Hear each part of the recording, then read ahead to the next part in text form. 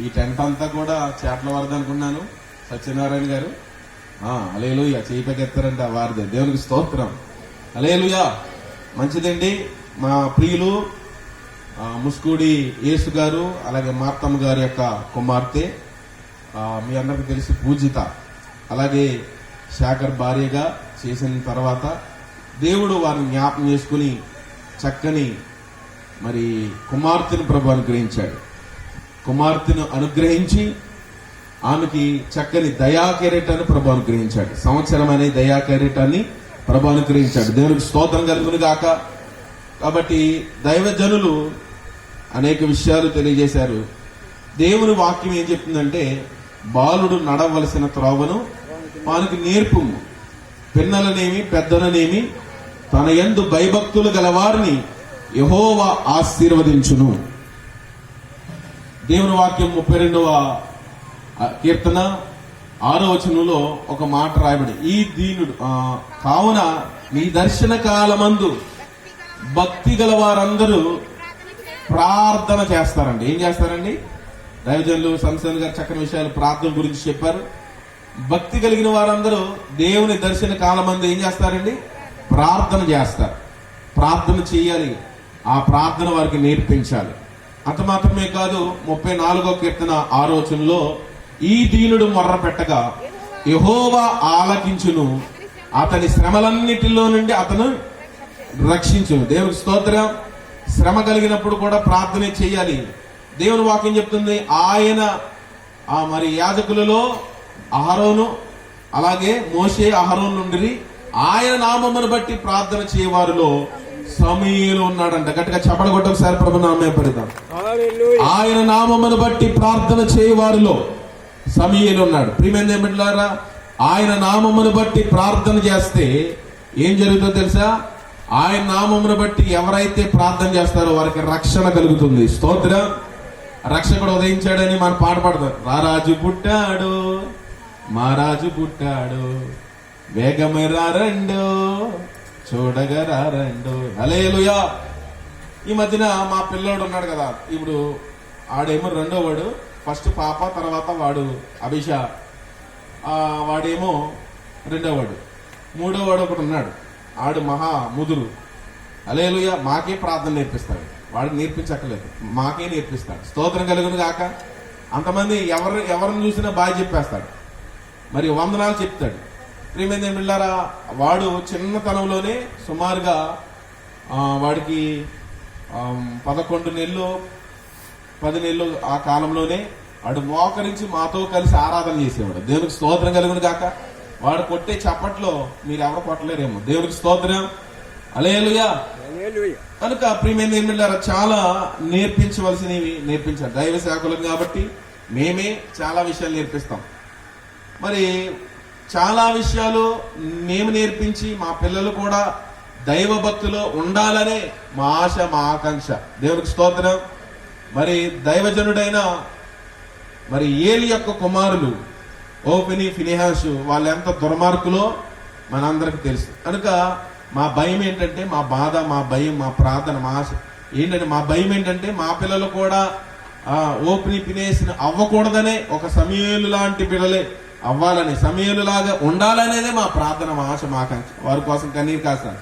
నేను అన్నాను మా పాస్టర్ గారితో, వీడు చాలా ముదురుగా ఉన్నాడు. ఎవరో మూడోవాడు, వాడు చాలా ముదురుగా ఉన్నాడు. ఇప్పటి నుంచే వాడి కోసం ఉపవాసం ఉండి ప్రార్థన చేయాలి, లేకపోతే వాడు మనకి దొరికేలా లేడు. ఎందుకంటే అందరికీ చెప్పి మేమే సరిగ్గా లేకపోతే కదా. పాస్టర్ గారి కొడుకులకి ఎవరు గారం పెడతాం తెలుసా? ఎవరండి? విశ్వాసులే. అయ్యి బాబు నా బంగారమే, నా బంగారమే, నా బంగారం.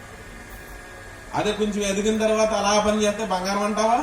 పాస్టర్ గారి కొడుకు చూడు, పాస్టర్ గారి కొడుకు చూడు, ఆడ క్రమం నేర్పలేదు, ఒక విధానం నేర్పలేదు, మర్యాద నేర్పలేదు, వాడే అల్లరగా ఉంటున్నాడు. గల కారణం ఎవరు పాడు చేశారు?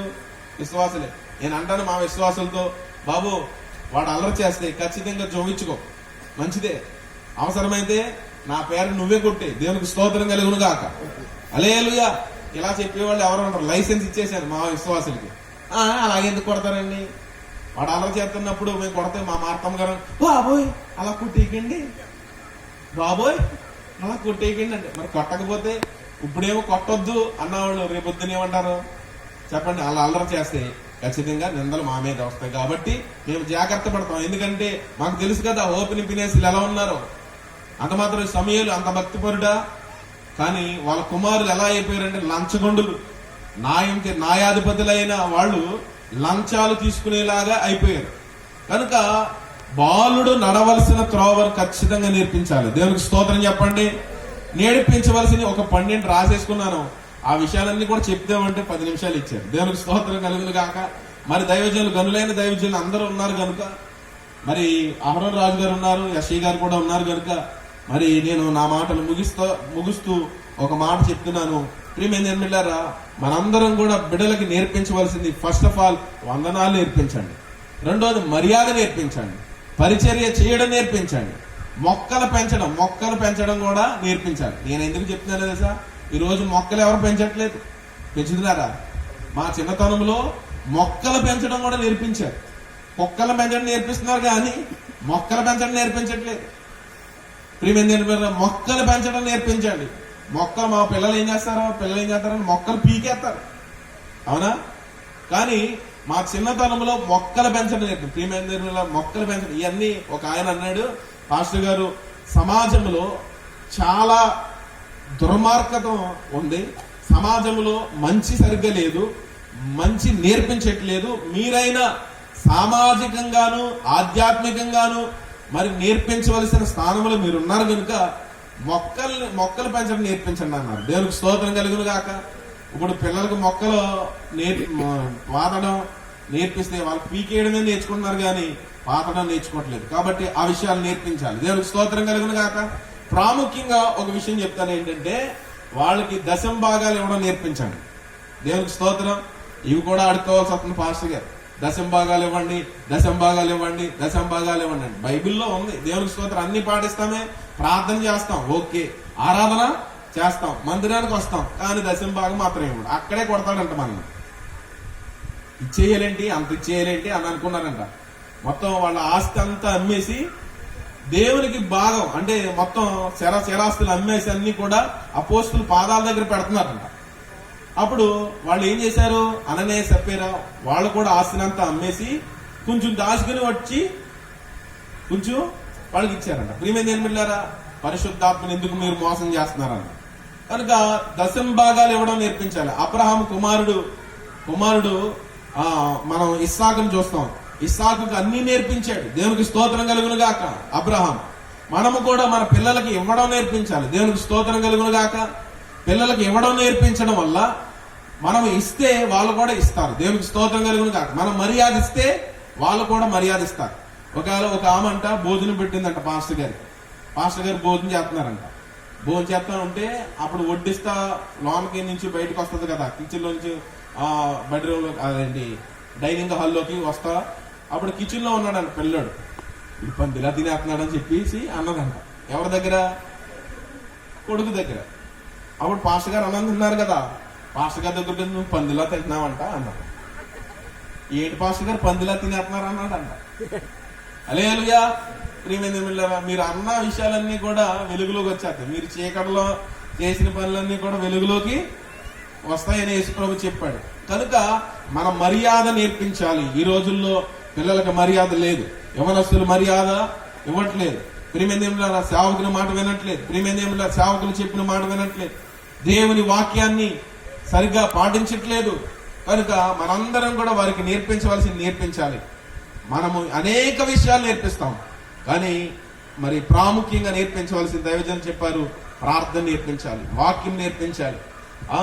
చెప్పండి, ప్రార్థన నేర్పించాలి, ఆరాధన నేర్పించాలి, మందిరంలో పరిచర్య చేయడం నేర్పించాలి, సేవకులు లోబడడం నేర్పించాలి. అలాగా నేర్పించాలి. అంత మాత్రమే కాదు, నేను ఒక్క కొత్త మాట చెప్పాను, మొక్కలు పెంచడం నేర్పించాలి. దేవునికి స్తోత్రం కలుగును గాక. దేవుడి మాటలు దీవించి ఆశీర్వదించును గాక.